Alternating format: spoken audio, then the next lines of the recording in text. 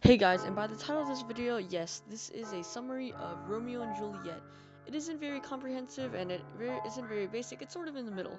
Also, I tried to make it as short as I can, but you just couldn't understand what I was saying, so I extended it to 7.5 minutes, and I hope you all enjoy. Disclaimer, half this is basically pulled from Spark Notes because honestly they sum things up the best. Also, if I talk way too fast, which I probably will, well, you're just gonna have to deal with it. Alright, anyways, let's go. So in Act 1, Scene 1, these two Capulet servants, whose names are really not that important, are talking when they see Montague men, the rivals of the Capulets. They make an inappropriate gesture to the Montagues and they start a fight.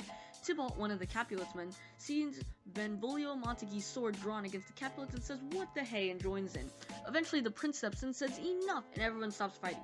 Later, Benvolio finds his cousin Romeo Montague, yes, the Romeo, who is sad because his crush Rosaline does not love him back. Moving on, Act 1, Scene 2 is short and sweet. Paris, an old man of the prince, wants to marry Juliet Capulet, but her dad, Capulet, is like, she's way too young to be married. But Paris is like, let me try to woo her. Paris tries to get his servant Peter to invite people to the party by giving him a list, but since Peter can't read, he accidentally invites Romeo and Benvolio to the party, which is bad because Romeo is Montague coming to a Capulet party. Act 1, Scene 3 basically goes like this. Juliet's mom wants Juliet to marry Paris soon, even though she's young, because she talks about a time when she was giving birth to Juliet when she was Juliet's age. But Juliet says, meh, I'll think about it, and the scene's over. Now, I'm combining scenes 4 and 5 because they basically go hand in hand. Basically, Romeo and his friends are at the party in masks, so no one can tell that they're Montagues, and Romeo wants to keep on the down low until Romeo sees Juliet Capulet and he falls in love, forgetting about Rosaline, which was kind of the only reason he came to the party.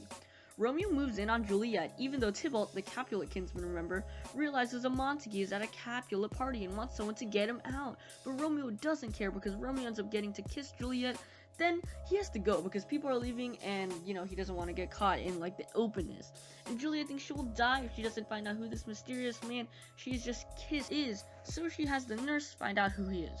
So yeah, that was Act 1, and now I'm skipping to the balcony scene because in Act 2, Scene 1, basically, Romeo left to go find Juliet, and his friends are calling his name because they lost him. So the balcony scene, the crucial part in this book, summed up as fast as I can, so here we go. Romeo's in the bushes below Juliet's balcony, and Romeo's like, oh man, I wish I could be a glove on her hand so I could touch her cheek.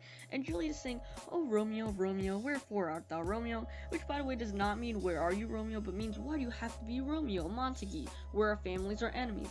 She then goes on to say that if he could refuse his Montague name, they could be in love. And then Romeo scares the heck out of her, saying that he would, from the bushes, where Juliet has no idea he's there.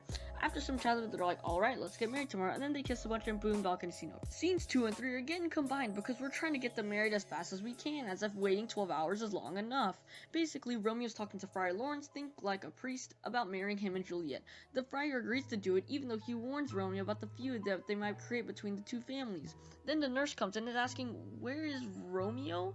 Romeo reveals himself from the bunch that is there and asks the nurse to tell Juliet to come to confession at Friar Lawrence's cell where they'll get married. Finally, the marriage scenes. In Scene 4, Juliet is so impatient for the news the nurse has, which is even worse because the nurse acts like she's so tired she can't deliver the news. Kind of like when your friend acts so tired he can't help you with your homework. But the nurse gives in and tells Juliet Romeo's waiting at Friar Lawrence's to be married to Juliet.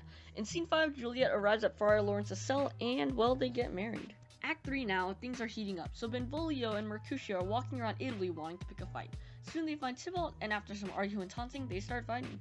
Romeo comes in and wants to confide him because now married to Juliet, he is Tybalt's kinsman. However, Tybalt doesn't believe that Romeo is now on his side, and Tybalt starts fighting Benvolio and Mercutio anyways. Romeo steps in between his friend Mercutio and Tybalt to stop, but that doesn't matter because Tybalt reaches below Romeo's arms and kills Mercutio.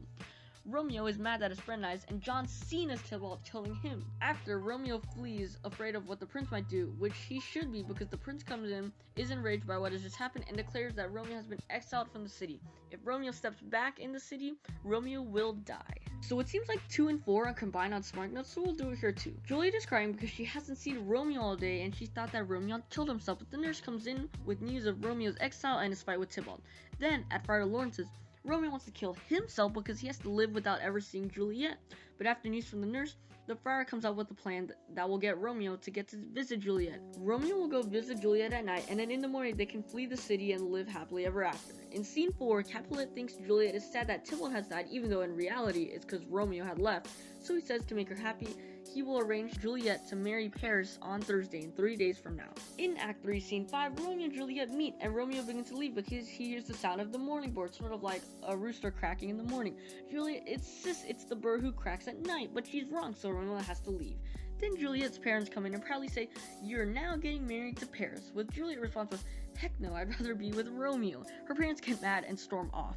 The nurse comes in and says, "Just go with Paris, he's a perfectly fine fellow," and Juliet fakes agreement. But first she wants to go to confession at Friar Lawrence's first, and if Friar Lawrence can't help her with her secret plan, she will kill herself. So we're at Act 4, and to sum up what's happened now, Romeo and Juliet fall in love, get married in less than a day, kiss a bunch, and then duels happen, Tybalt and Mercutio die, and then Juliet decides she'd rather die than be married with Paris. If you don't understand what's happening, well, it's only getting worse, so good luck. Act 4, Scene 1. Romeo and Juliet come up with a plan for Juliet to avoid marrying Paris. Juliet will get Friar Lawrence to make her a sleeping potion, which will make her seem dead. And then she'll come back to life after everyone's buried her in her tomb, where Romeo will be there to rescue her, and then they can live off somewhere else. Friar Lawrence says he will send a letter to Romeo telling him about the fake death and that he needs to go get Juliet. Then, in the next scene, Juliet appears happy to all her parents, and they decide to move the wedding up a day early. In scenes 3 through 5, Juliet is alone, contemplating the consequences if the potion goes wrong. It's a stretch, I'm literally summing this down into a sentence, but Juliet is willing to risk it for the biscuit and drinks the potion.